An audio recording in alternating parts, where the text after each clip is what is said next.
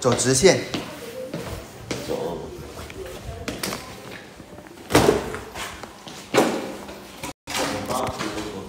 在我手上。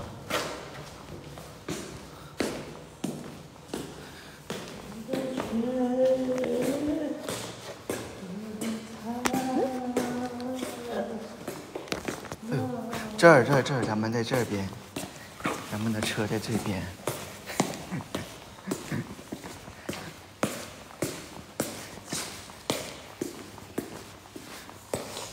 知道。是我。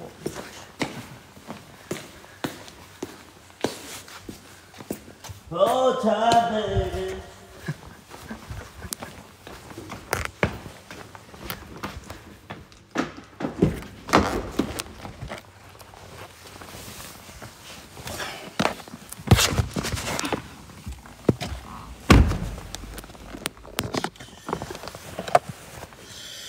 哎。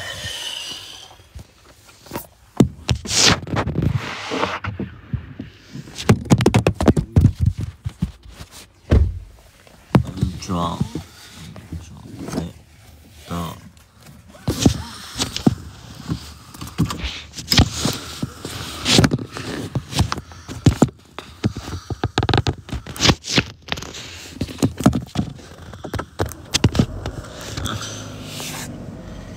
Hold time, baby.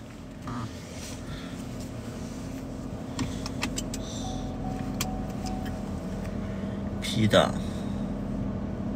哎，对了，然后把那个镜子，这个镜子是要自动要按的。对了，然后这个挂，往后挂，哎，对了，哎，往后挂，哎，对了，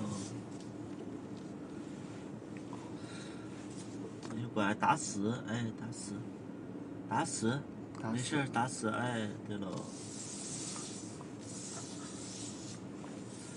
你好，凯迪拉克。你好，凯迪拉克。你好，凯迪拉克。他就在主位，他能叫醒。你好，凯迪拉克。他是不是因为连了你手机蓝牙？哦。Hold time, baby。哎呀。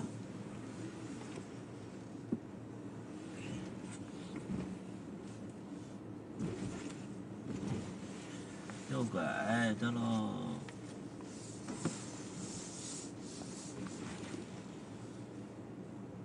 对喽，凯迪拉克。你好，凯迪拉克。大傻逼。你把蓝牙关了，有点叫到了。右拐了。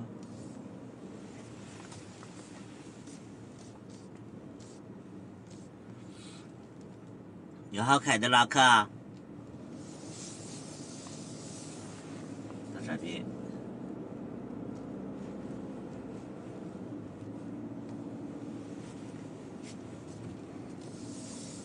Baby time love。好了，我又打死，哎，对了，打死，哎，打死，哎，对了，打死，快打死，对，打死，往前走，哎，没事儿，哎，打死，哎，对了，你只要打死就没事儿，往前走了，哎，收方向盘。妈呀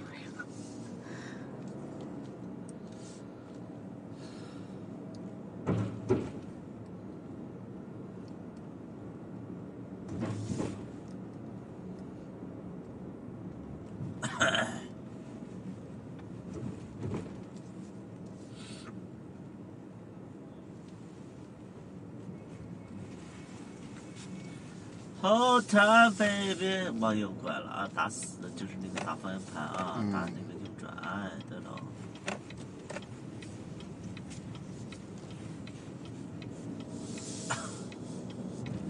往右，往左，哎，变道，哎，变道，往左变道，哎。不用吧，这行。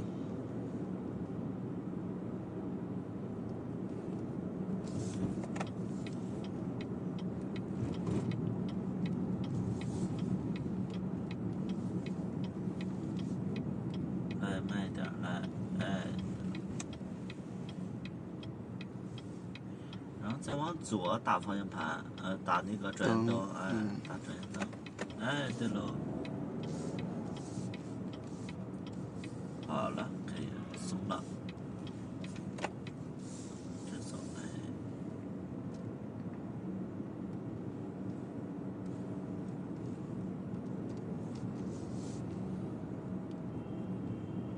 你好，凯迪拉克。你好，凯迪拉克。大傻逼。慢一点，慢一点啊。这都喝多了，别惹他们。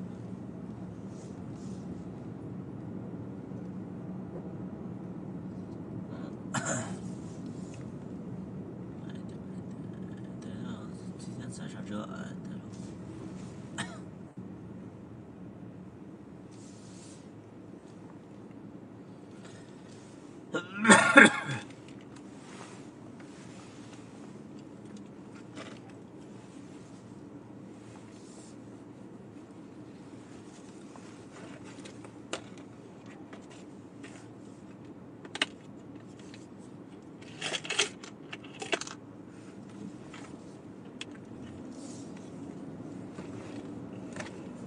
掉了一颗。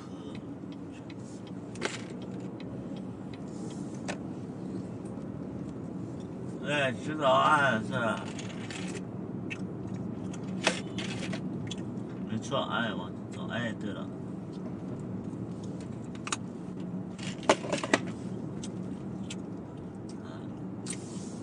打右转向，哎。打右转向没事儿，哎，别放松着走，哎。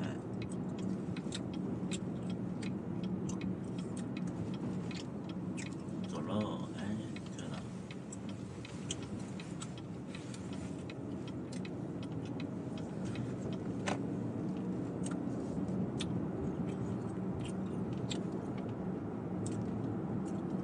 你这天空多漂亮！天空多漂亮！这颜色渐变的，没有你漂亮。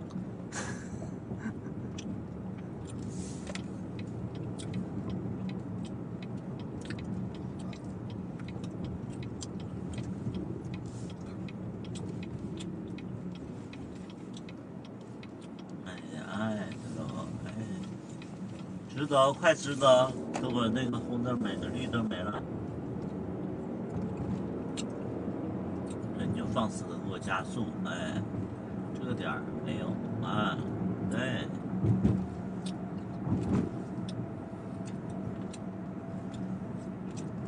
然后打右转向，对了。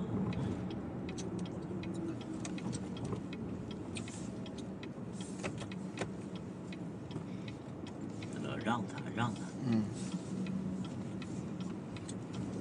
车比咱们贵。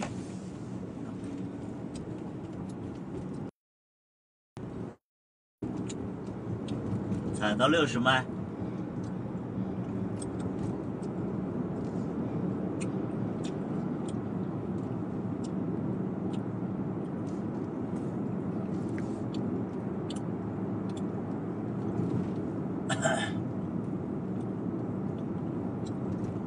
好了，可以松油门了。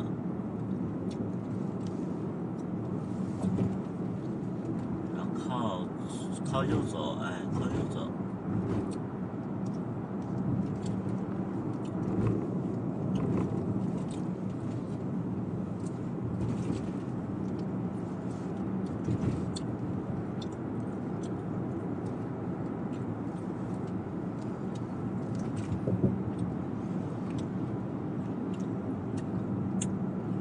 行吧，要打转向灯了，看后面有没有人。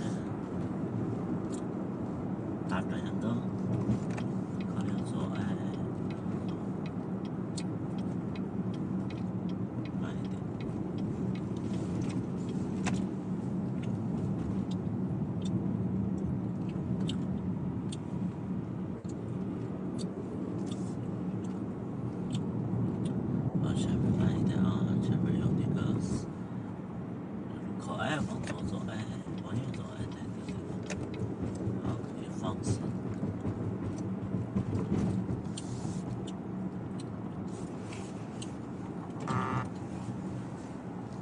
啥声？我挪了一下。啊？凳子的声音吧。这个皮夹子。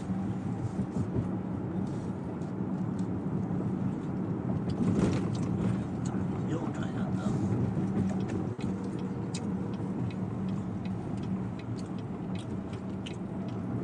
新手司机一定要养成的素质就是打转向灯。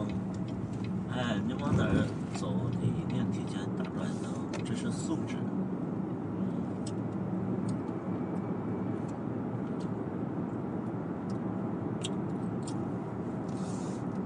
啊，这个时候打什么转向灯啊？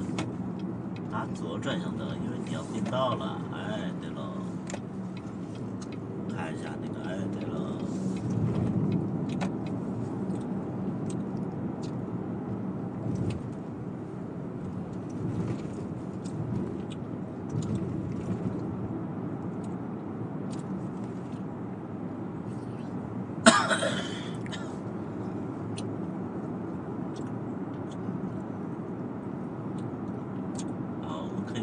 并道，因为前面左边很空缺啊，你看那个后视镜，左边没有人的话，你就往左。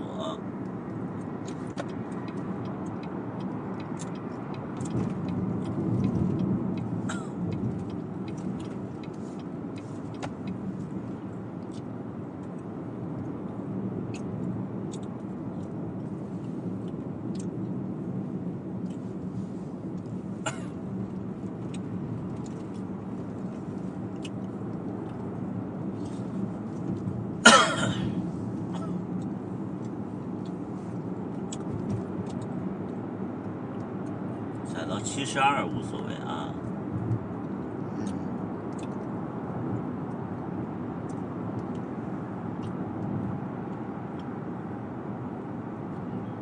怎么算出来的72啊？怎么算出来的72？为什么要踩到72啊？不超20%。对了，啊，60的限速20%是72啊。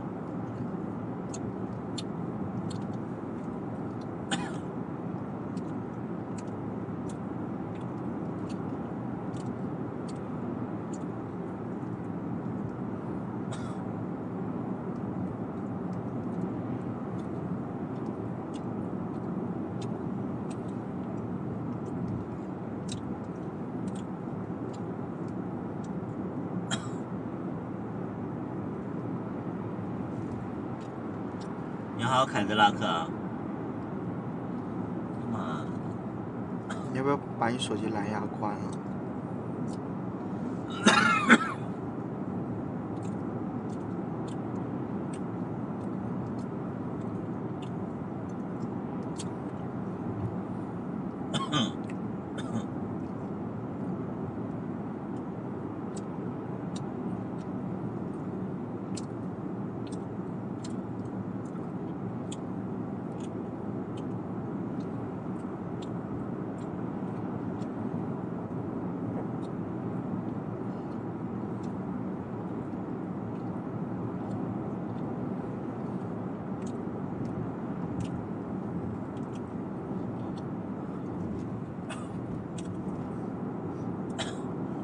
？Hotel baby, timeless 是什么意思？什么意思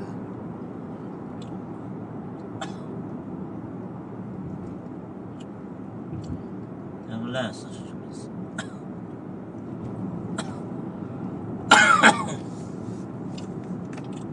哎，大转向灯对喽，你要看后视镜啊，后视镜。一定要看后视镜。好。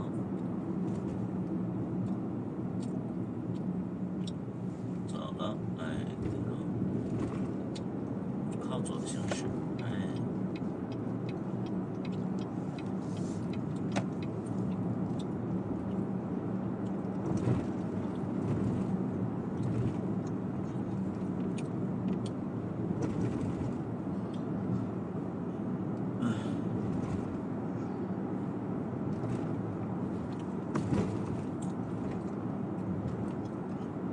前面有什么呀？前面有路口，稍慢一点啊。对，他们这些出租车啊，就是特别夸张啊。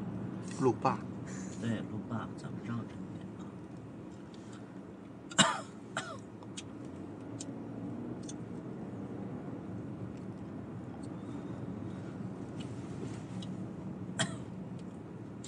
好了，往右拐啊。我这个车。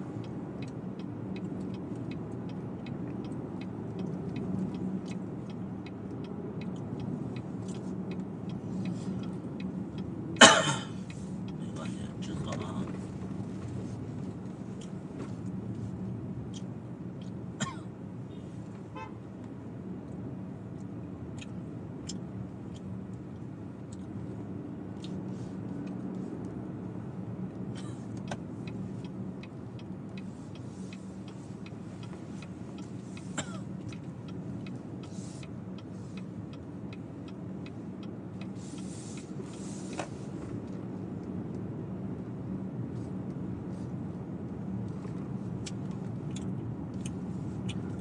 下面我要打什么了？哎，对了，右转。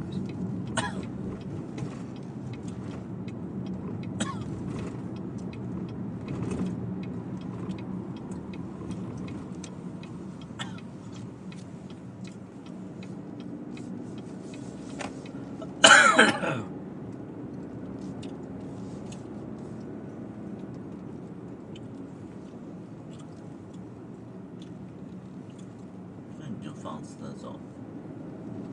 哎，今天周六这天儿啊，没有那个上班上学的。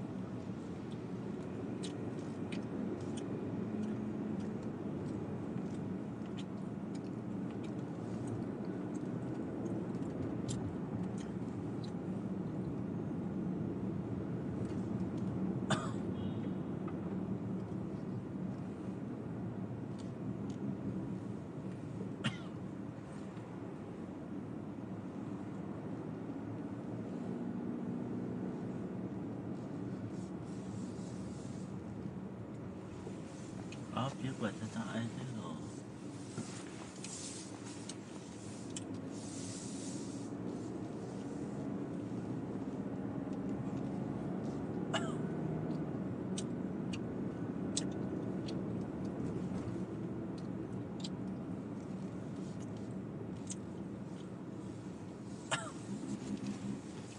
没事儿啊，放开心啊。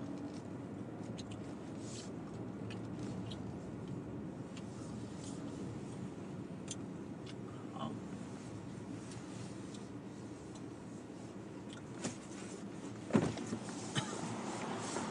234A。啊？2栋3单元4A。知道知道。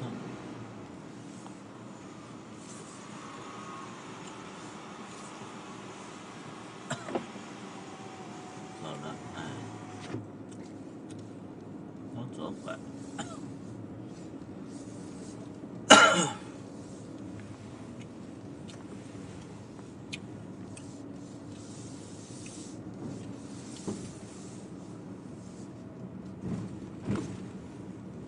啊，慢一点，哎。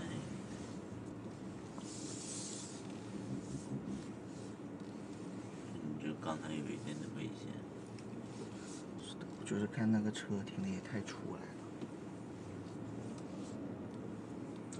往后边开，后面一定是有空位的。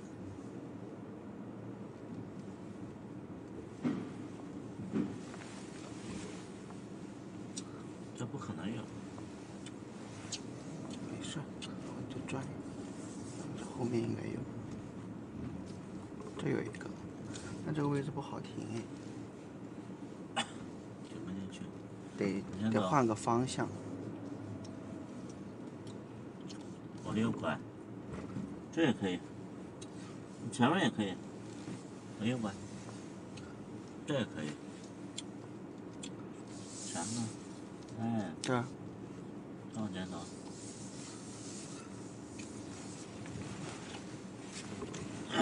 这足够宽。宽不宽？宽。行不行？行。这边也行。这个也可以，这个足够宽，这个足够宽，这个这个好，这个最宽，好，R 大，对了，再往前走一点，其实你可以，好了，好了，哎，哎，对了，哎。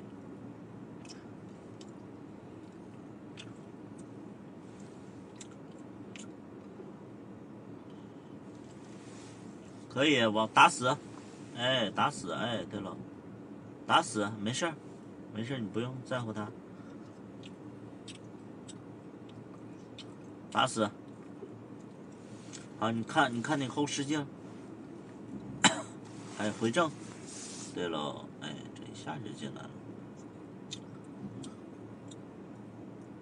可以走，后视镜，走，没事儿，慢一点，慢一点，哎，对喽，可以了，就这么简单，哎，我们要打什么？N 档，然后 P 档，然后再摁一下你的那个手刹 P 档。啊，你刚才摁了，然后摁一下那个电源开关。好了，到了。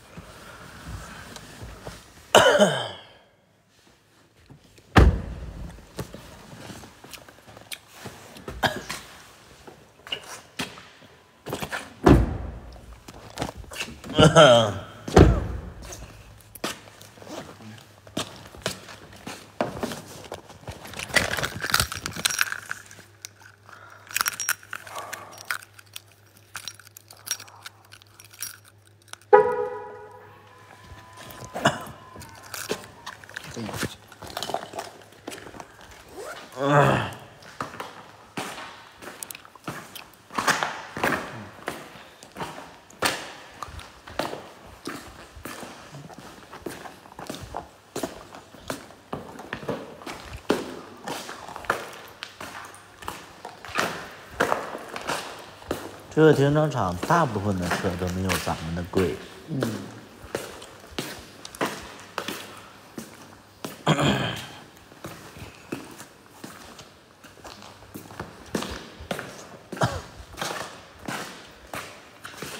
开门。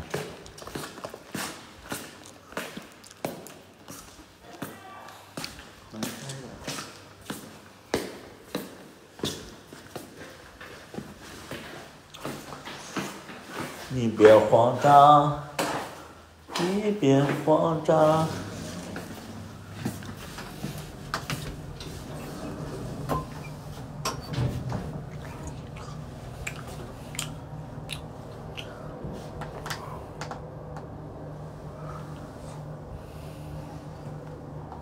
跳跃。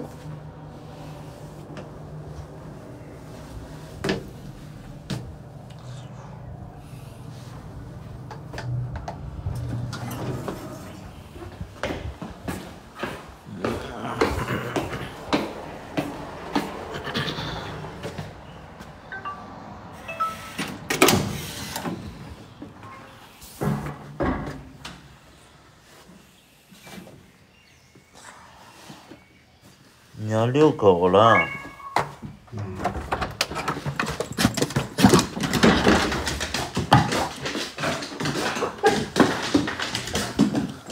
嗨。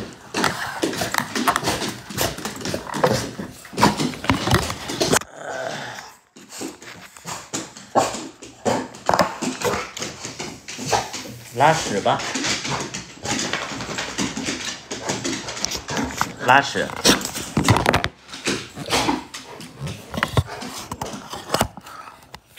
你想拉屎吧。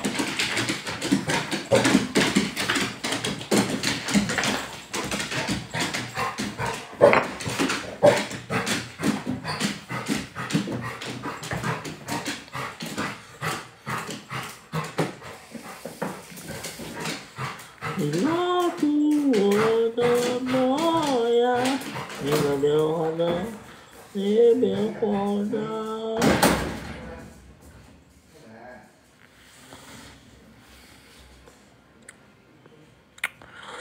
我对象挺好看，不好看能当我对象吗？哎呀，好，你这个问题，你这个是，你这个，你这个评论有点奇怪嘞。不好看能当我对象吗？嘘。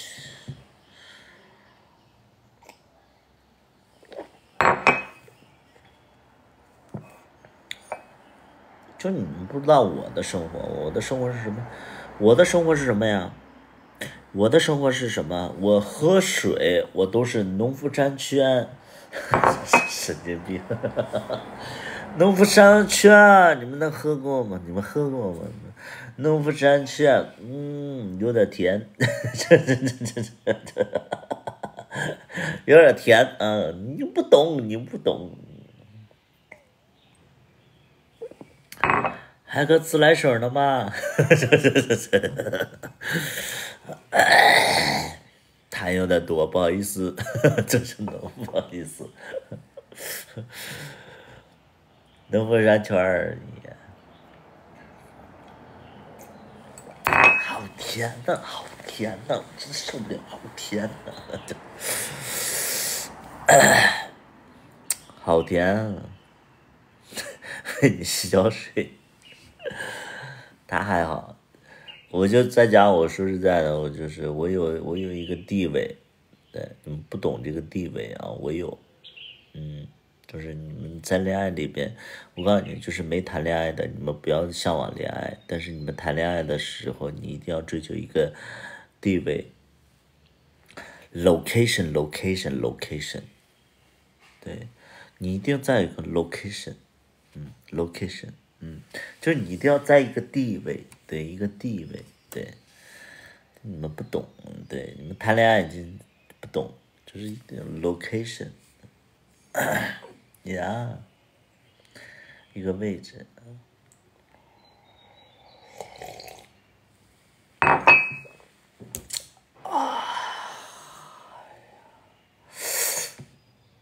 这是农夫山泉吗？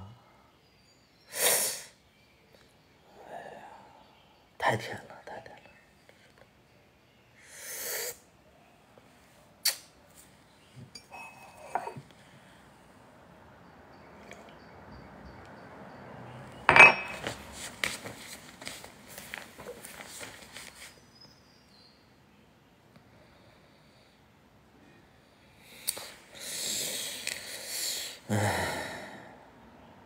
The location，对，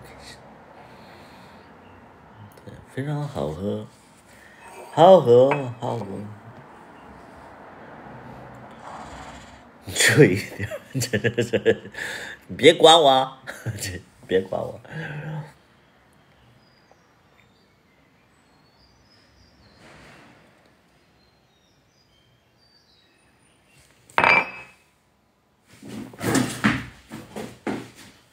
就是你别管我。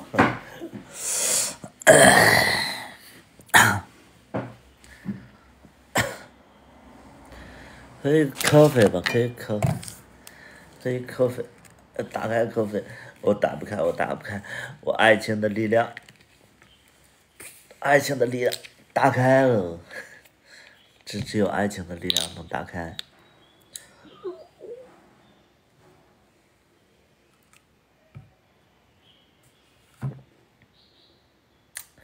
Delicious，对，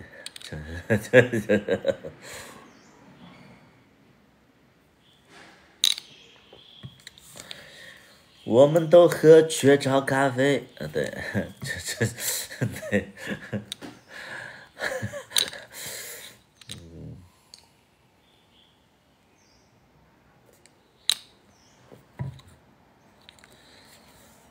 推荐一下啊，这个饮料就一般人喝不起，但是有一些那个，一些金贵的朋友，咱们要推荐一下啊。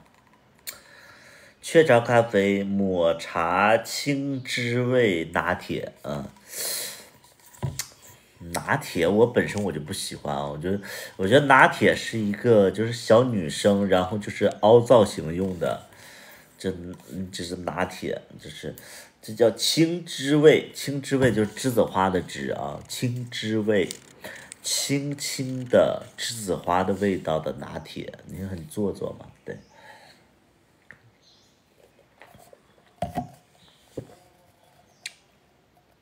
还行，不如矿泉水好喝啊！我告诉你，这一瓶好几块钱，就不如这矿泉水。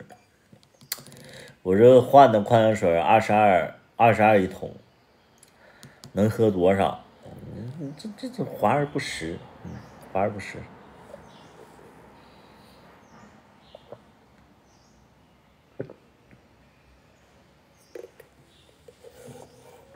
喝出了二锅头的味道，干一个，老铁们。喝二锅头是什么一个状态啊？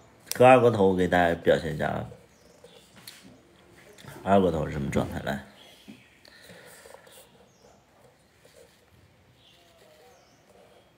哥，不，哎呦，哥，你说这话我就真的是，老弟真的是就是说真的实在话，我就说我就想教你这个哥哥啊，你这样哥，别，哥，你千万别这样，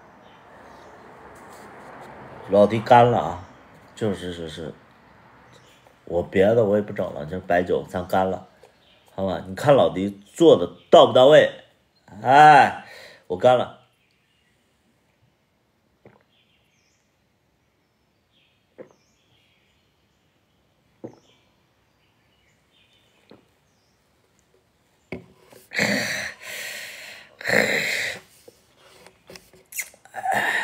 干不了，哥，但是你要知道什么？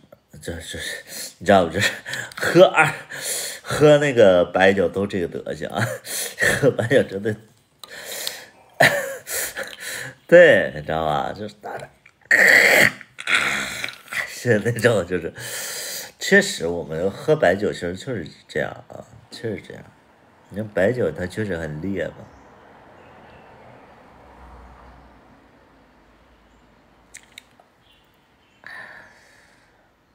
哥，我就是弟，就想找你这朋友，哎，弟就想找你朋友。别，咱不说，本人咱不说，这什么先生，对吧？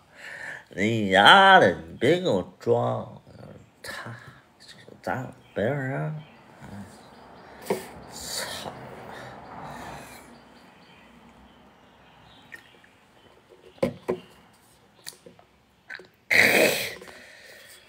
哥，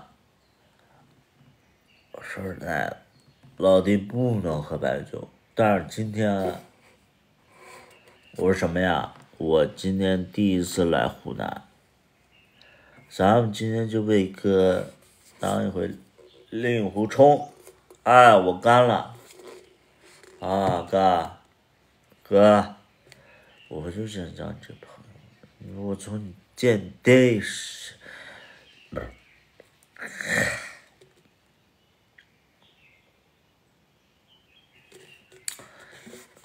啥也不说了，干了，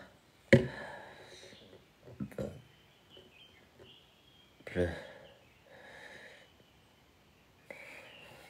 干了哥，老弟就你一杯，哎。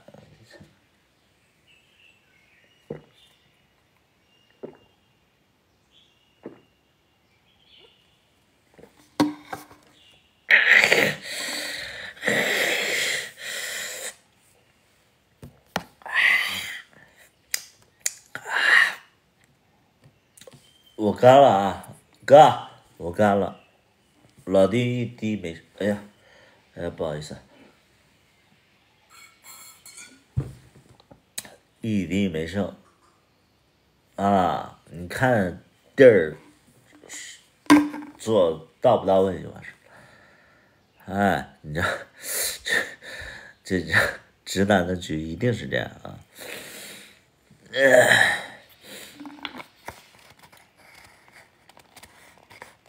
好喝，哎，他妈今天谁也别睡。你们这个点儿还看我直播是没睡呀，还是上课了呀？期末了是不是？因为我直播间了好多小朋友，刚起，张百桥，没事儿，没事儿。你们想不想知道我和小大夫怎么认识的呀？来，扣个一，我给大家讲一下我和小大夫的恋爱史。扣个一，我跟大家讲一下我跟小大夫的恋爱史。10是什么意思？我俩谁是1谁是0？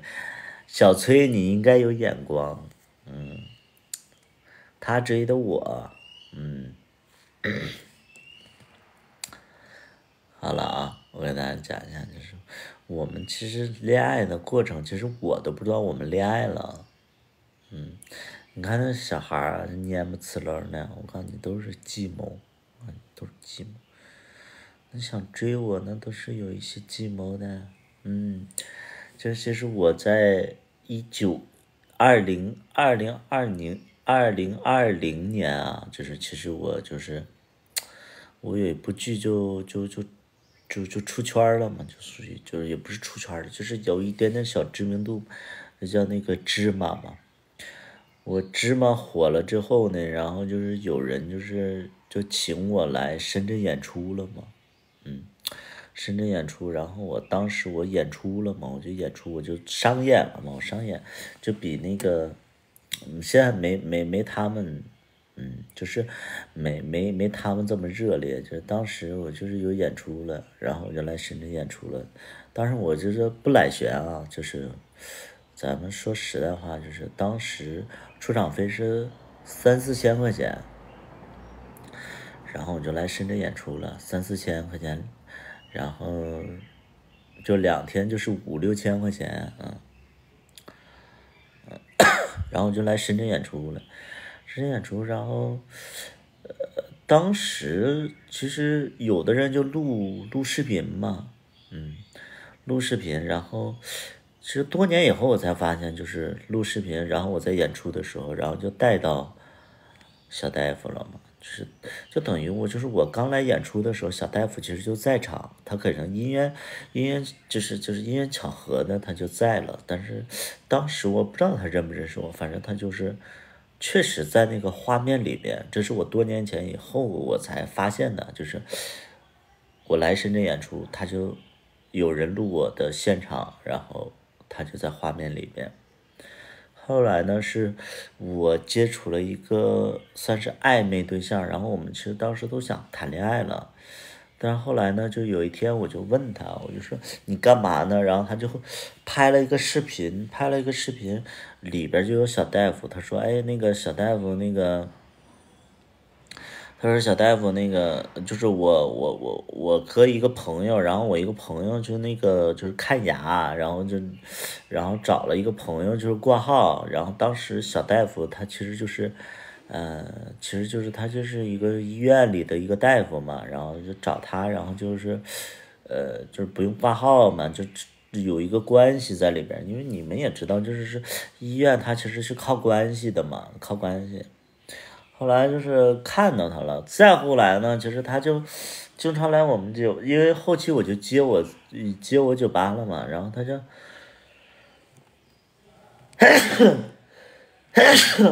小大夫他就是我的那个顾客了嘛，他当时他就成为我的顾客了，他在骂我，小大夫当时就成我的顾客了，然后。我当时有一个特别好的朋友，然后他在酒吧里边，他就看见小大夫了，然后他特别喜欢小大夫，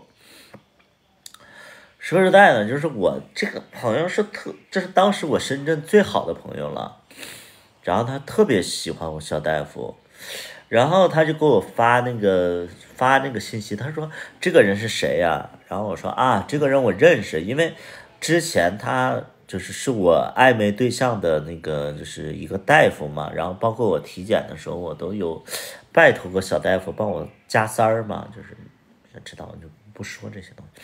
然后小大夫我们接触过2回嘛，算是接触过2回。然后他一说这个人是谁，我说啊，这是我认识。然后他说好喜欢，然后我就撮合他和我最好的朋友，就撮合他和我最好的朋友。但你知道吧，就是其实小大夫确实长得还蛮可爱的。然后当时我就会觉得说，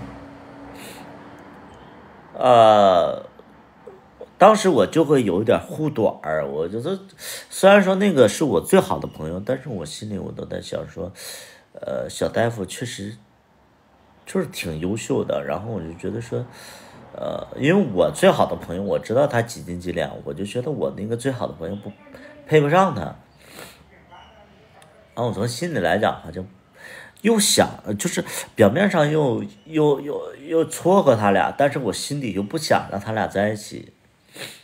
然后我就无形当中就是说，我无形当中我就是又希望撮合这个事儿，然后又希望就是说，小大夫不要跟他在一起。后来，我这个最好的朋友跟小大夫就是平时就约了吃饭，然后小大夫也没有就是说就特别喜欢我这个最好的朋友。再后来其实就是因为我当时暧昧的对象，然后认识小大夫，然后当时小大夫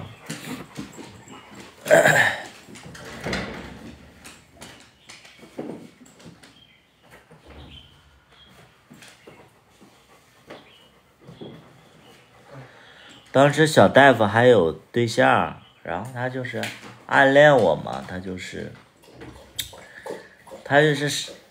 哎呀，你知道这是小孩的心计呀，哎，他有对象，然后当时他跟他对象感情也没那么好，然后他就设法的就是跟我走得近一些。然后当时你知道我无知啊，我真的无知啊，我就觉得说好像就是让别人误会了，就是因为他对象很介意就是我跟他的关系，他对象就误会了，然后他对象就是他当时的对象就很介意嘛，然后我就觉得他对象误会了。但是确实当时我对小大夫吧没有恋爱的感觉，但是就是有那种性骚扰我就会跟他发一些就是露骨的一些文字，我说什么时候让我对吧，然后就是聊闲，但是我确实没有认真的去说。但这个过程当中，可能她当时的男朋友就是会觉得说我俩好像有什么了，然后她跟她当时的男朋友就吵架了，就因为我吵架了，然后当时吵的还很多人都知道，但是我不知道。然后后来就有人跟我说，她为了你跟她男朋友吵架了。我说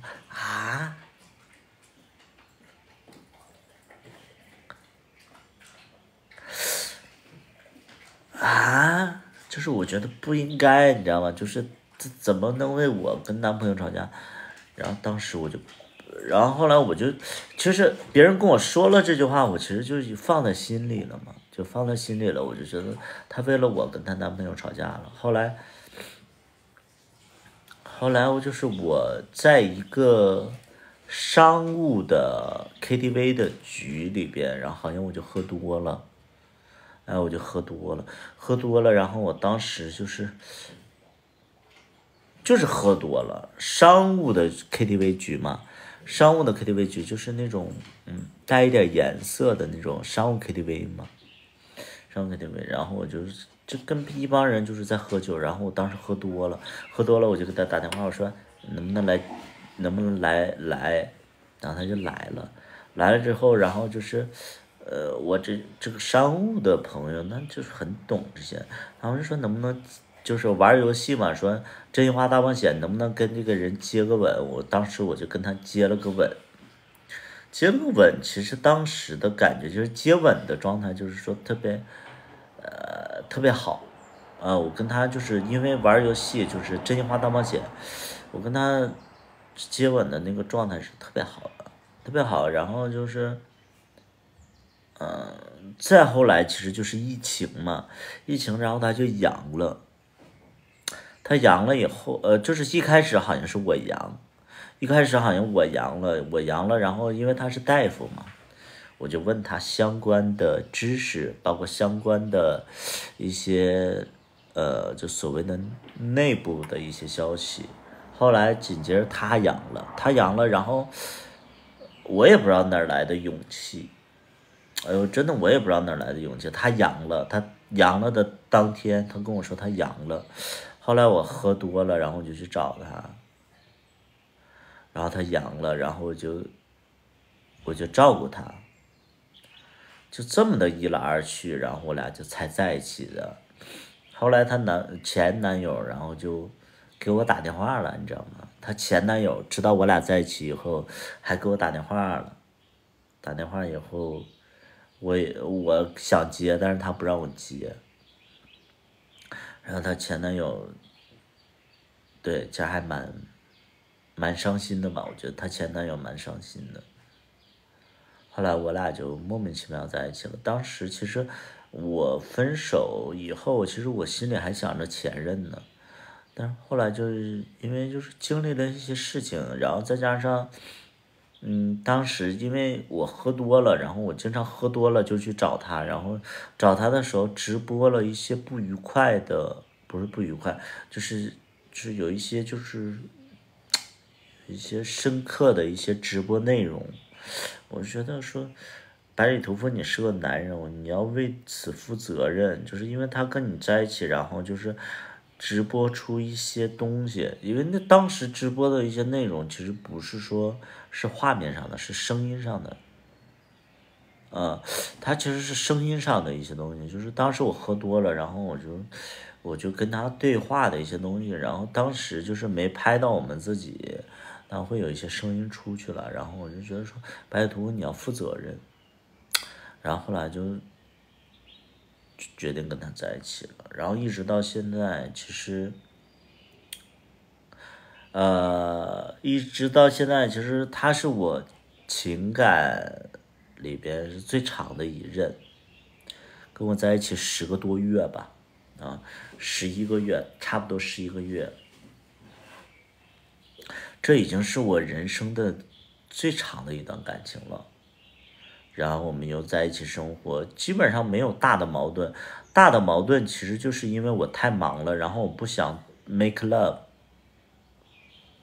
因为我平时忙的时候我都用 hand work，然后有的时候就是因为这个事儿我俩会有一点点矛盾，因为我真的是非常的累，非常的忙，所以我不喜欢 make love，然后就因为这个事儿，我俩几乎没争吵过，然后嗯。到现在10个月，11个月，对，这已经是我最长的一段感情了。我不怕大家笑话，这是我最长的一任了。其实我今年33岁，这已经是我最长的一任了。然后我说实在，我到现在我都没有想过说跟他有什么特别好的进展，或者说给他一个怎么样的一个未来，我就想着说。在一起的时候，我就要跟他在一起，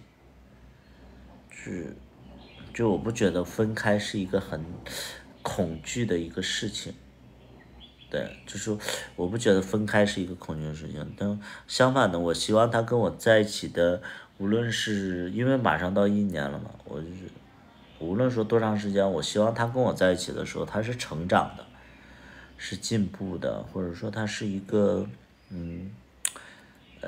积极的一个状态，所以我希望我们的交流是这样，我们的感情是这样。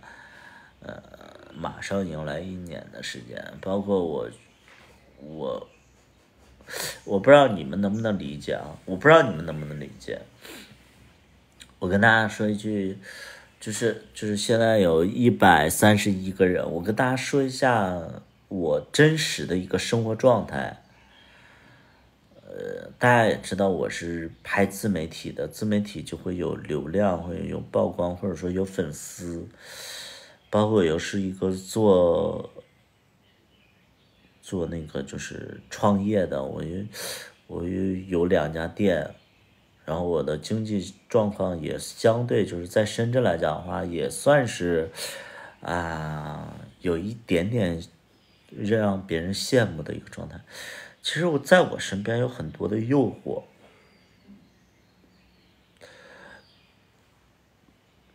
在我身边有很多诱惑。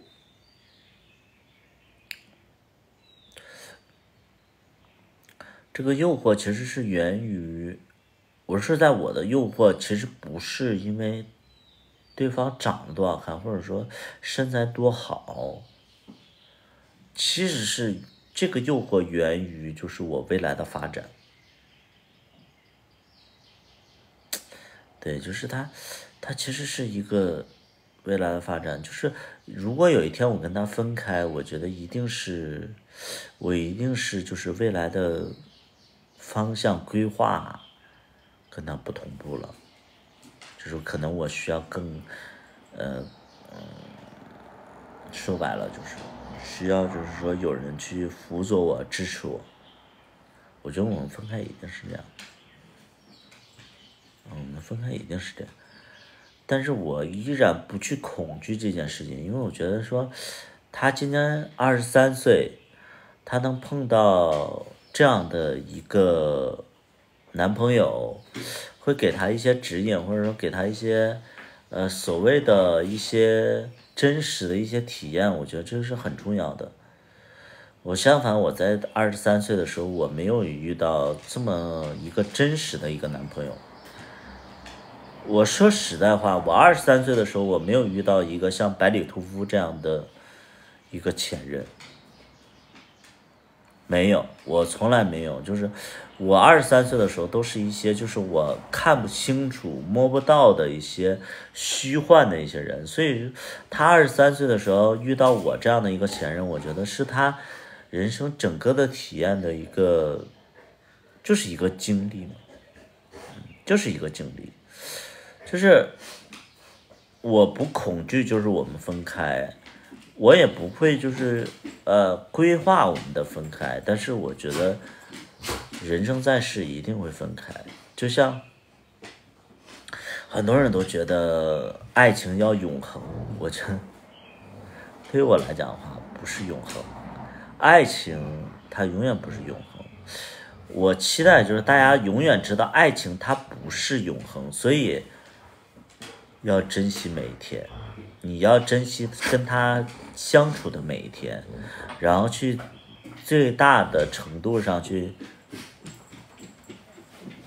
就是珍惜每一天。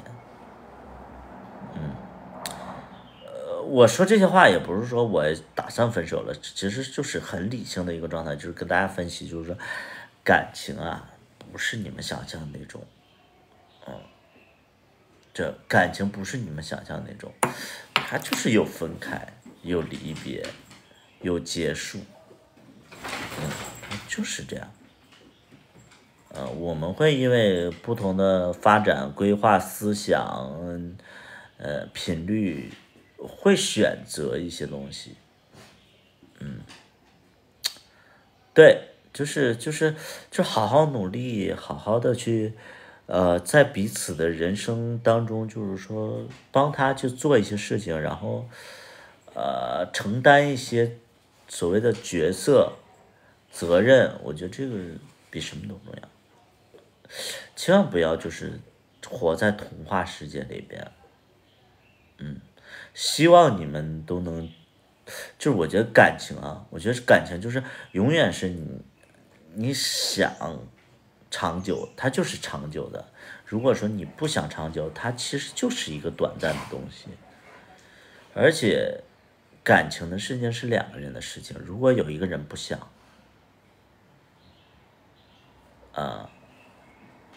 对，有一个人不想的话，其实它就是一个很现实的东西。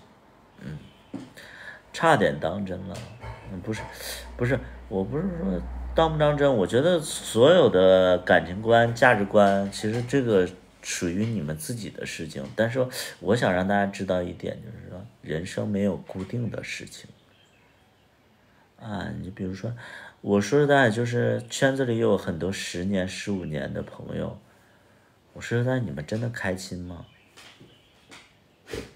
我想问一下，你们10年、15年的朋友，你们真的开心吗？你们有没有看过外边的世界？你们有没有对人生有一个新的认知和规划？是因为没得选，还是因为我拒绝了所有的选项才决定跟他在一起？就是你们要清楚一件事情，就是对，对，确实感情是双向的。理财权，理财权，其实我说这些东西应该你有共鸣感。理财权有一段非常就是感情特别让人羡慕的一段感情经历嘛，对不对？所以就是我觉得选择分开一定是彼此的一个选择。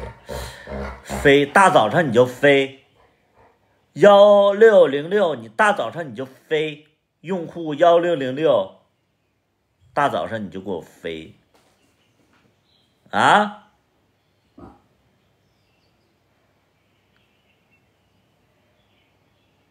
开放关系，我不喜欢开放关系，我一定就觉得说，我们如果说到开放关系的话，那我们一定选择分开，别开放关系，就是你做你自己想做的事情，我支持你，但是我不能以情侣的方式去支持你。对，就是我觉得所有的开放关系，我接受不了。我觉得我认同不了。就是如果是真的有朝一日，我的男朋友跟我说，哎，咱俩开放式关系，我说那好啊，那不用开放式关系，咱俩就是朋友的关系，我不去干涉你所谓的什么开放式关系，因为我不是没人要，你也很优秀，我们不用挂着一个所谓的 title。能明白不？就是我一定希望就是彼此是独立的，是自信的，是一个相对就是说清楚认知的。我不喜欢开放式关系，这是我永远接受不了的。因为我说白了就是我们真的很优秀，我们就是分开了也没什么，分开了我可以正大光明的跟别人在一起。我的 fans。和我的 friend and family， 这是非常多家人们，我不想，能不能加油？咱们众筹一下，我真的这把不能再输了，我一定要当第2，好吗？因为第3的话，我一定会惩罚第2，好不好？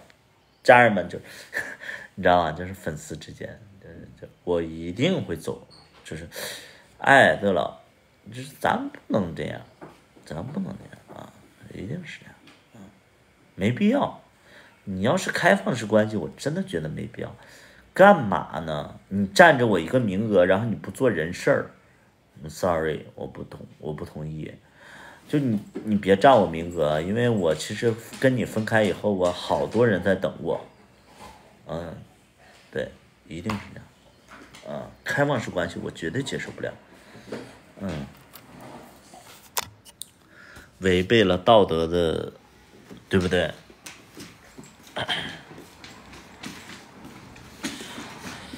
你别慌张。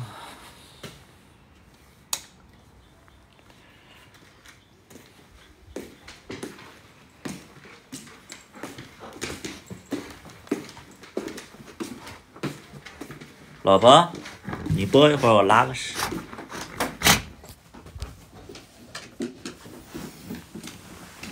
喝水，我张烨，喝水。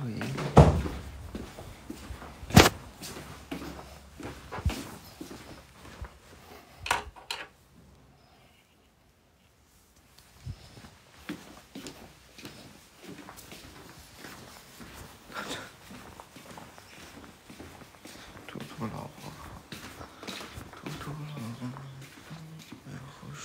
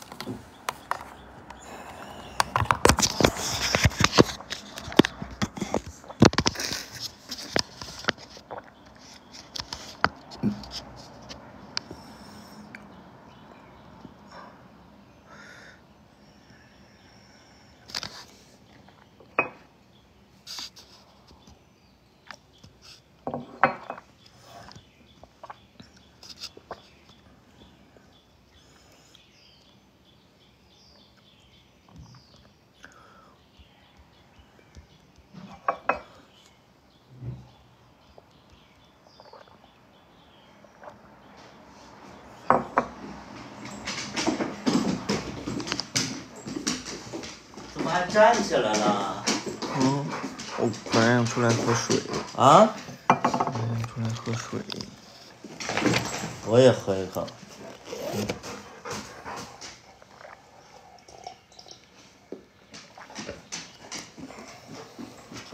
哎呀，嘴巴好苦。喝了白酒。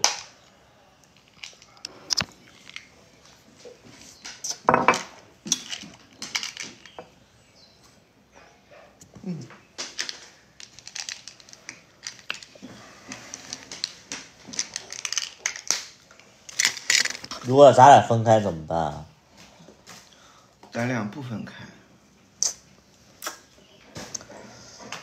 就是如果说我出轨了，你会不会跟我分开啊？你不会出轨。就是如果说咱俩分开了，你会怎么办？就是如果说我出轨了和咱俩分开，你一定要选一个，你选什么？就是你是会觉得说你默认我出轨，还是咱俩一定要分开？就是如果我出轨了，你会不会跟我分开？你这不是一回事吗？对呀，就是如果我出轨了，你会不会跟我分开？你不会出轨。那咱俩肯定会分开啊，可能不因为别的事儿一定会分开啊。我知道我不会出轨，这个假设没什么意义，就是咱俩一定会分开，那你会不会跟我分开？不会的，无聊。那肯定不会。那如果说就是我有其他的规划了，我要跟你分开怎么办啊？就是不会出轨嘛，因为你知道我不会出轨嘛。想那，哎，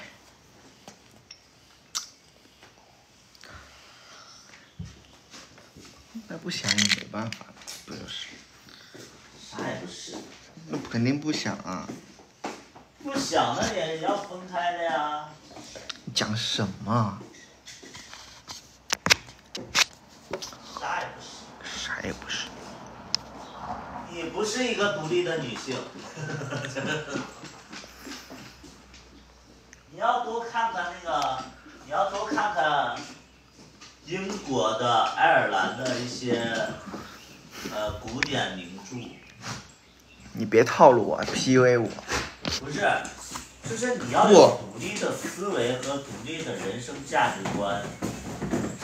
就是爱情其实是一个所谓的，就是你人生的一个一个过程。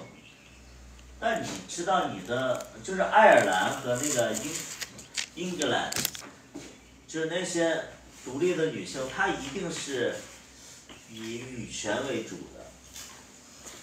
所以你知道这英国的所谓的就是那种文学名著，它一定是在全世界会有一些地位的，因为他们的思想足够的独立性。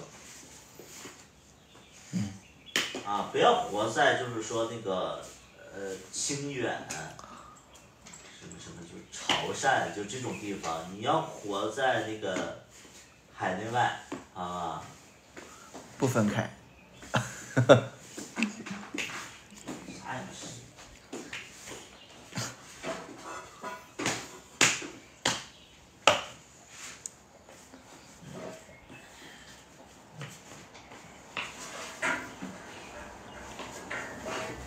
分开就被拍成电视剧。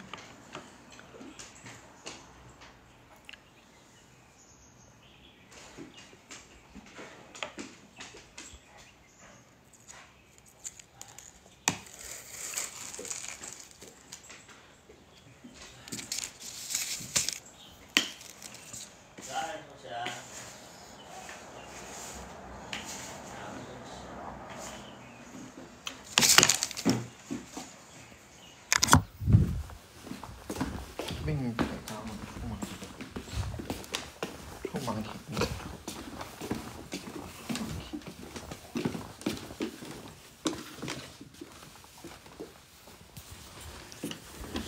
啥呀，同学？播放《小妇人》。好的，小妇人找到了，你要看第几个呢？第一个。为您播放《小妇人》。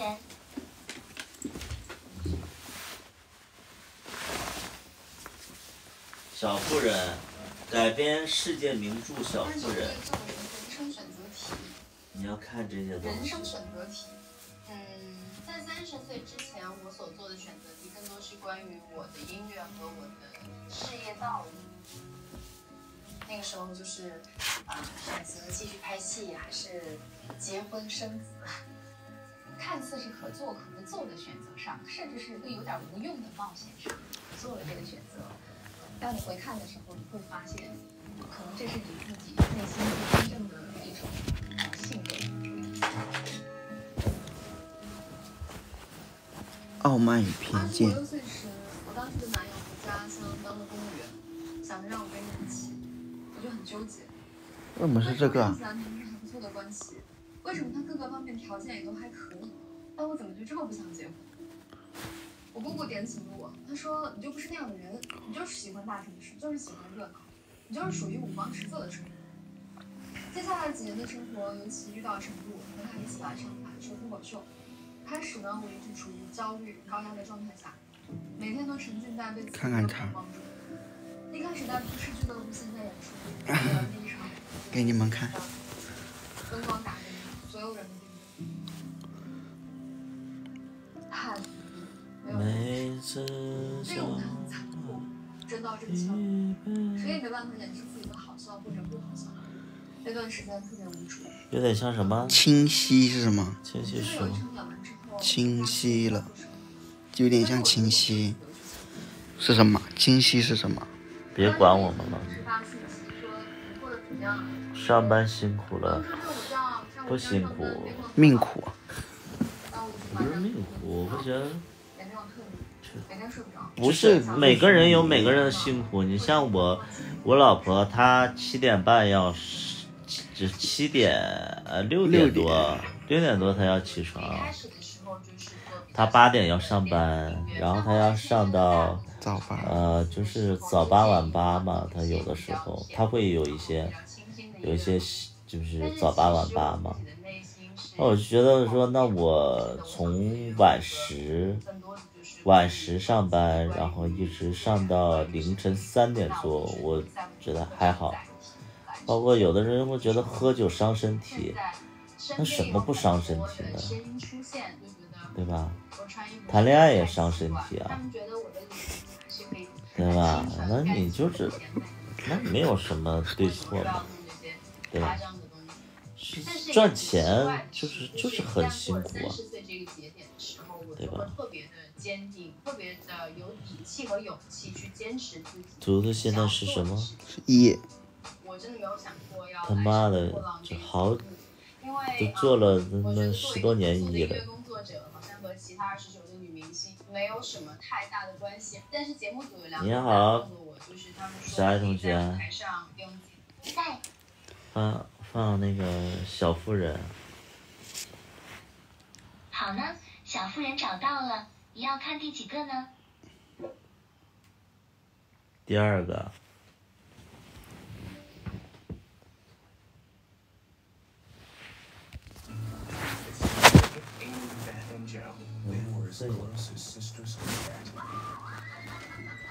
看不懂。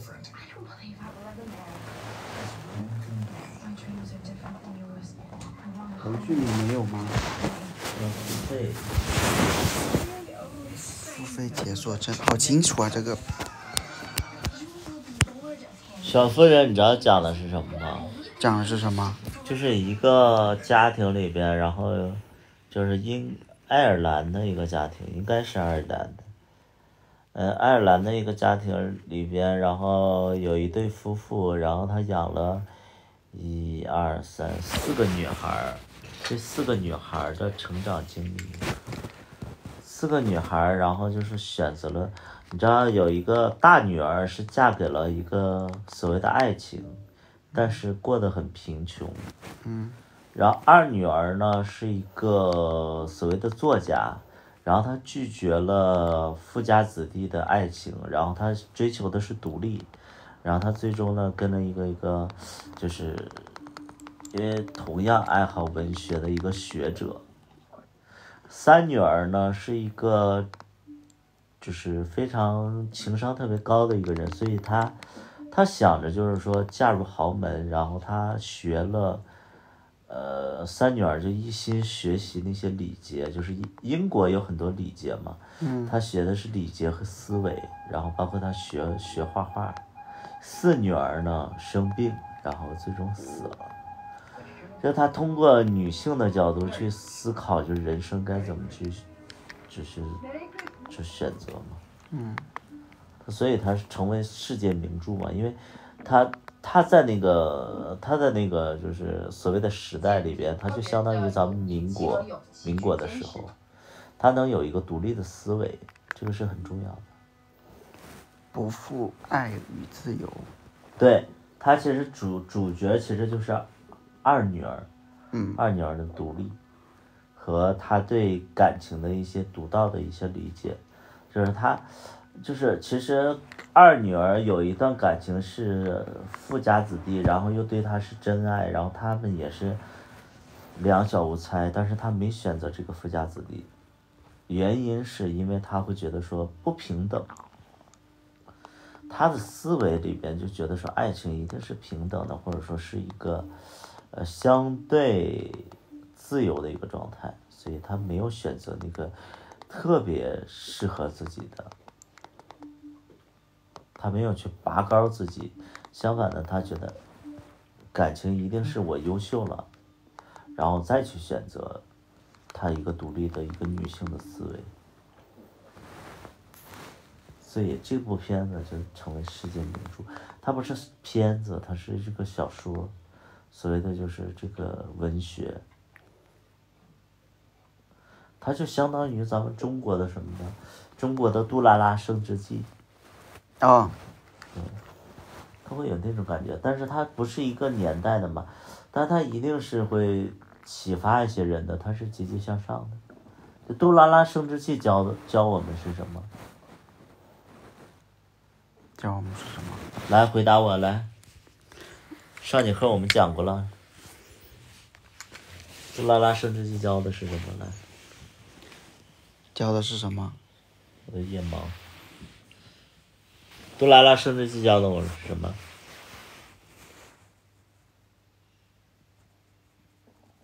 是什么呀？上节课我白讲了是不是？都还给老师了。我再讲一遍啊，杜拉拉升职记教的是什么？教的是我们在大城市的一个女孩想往上走的一个状态是什么呀？是什么？谁能告诉老师来？谁会？杜拉拉设置是教的是什么？就是我们在大公司没有捷径，哎，没有捷径，我们一定是靠那个真诚和脚踏实地去一步一步走出来，哪怕我们有曲折的，就是所谓的就是说那种什么弯路，但是我们一定要去走的。我们靠我们的真实和真诚去打动身边的某一个人，或者说每一个人。杜拉拉升职记，其实我最大的感触教大家什么？就是我们在职场上绝对没有捷径，对，没有捷径，它没有规则，没有捷径。就是说，我们在有一些领导交给我们一些任务，就是说跟其他部门去沟通，那我们沟通的方式是什么呀？一定是就是死磨硬磕，然后就是把这个事儿解决了。这是杜拉拉升职记教我们的一个特别核心的一个东西，就是领导交给你的任务，你一定是软磨硬泡的把它完成了。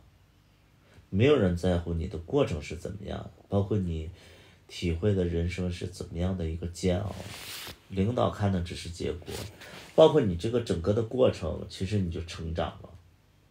这是别人教不了你的。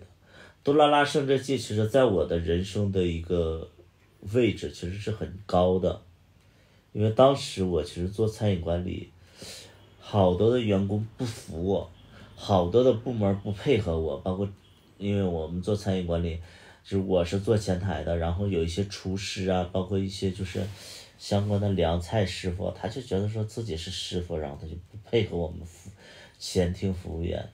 那我们怎么去做呀？我们就是软磨硬泡，没有捷径。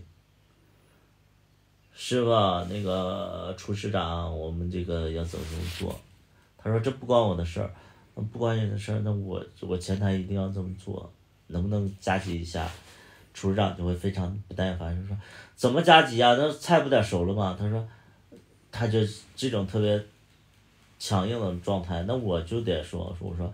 但是前面在催，对，就前面在催，我就他说那你等着吧，好，那我就在那等着，我就眼睁睁的看着他，你不给我加急，那我就看着你，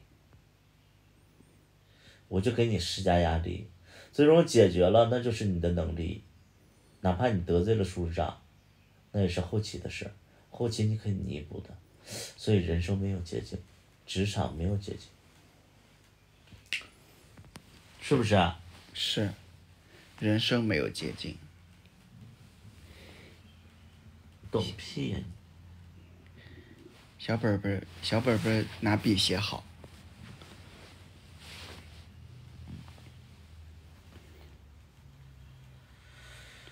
唉。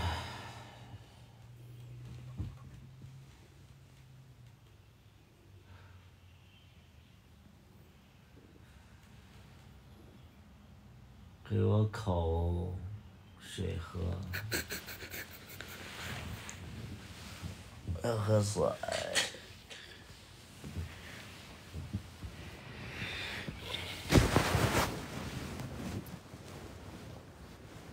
每次交换一杯。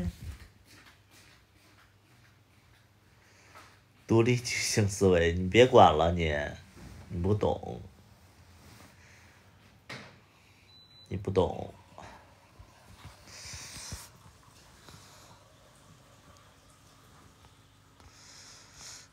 给他一个大波溜。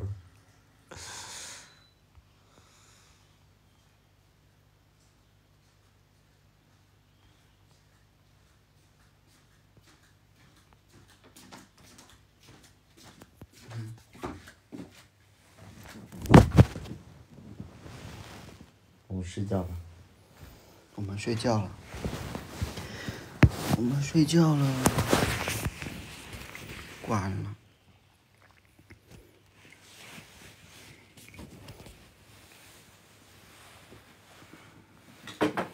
所有的零的朋友一定要独立啊！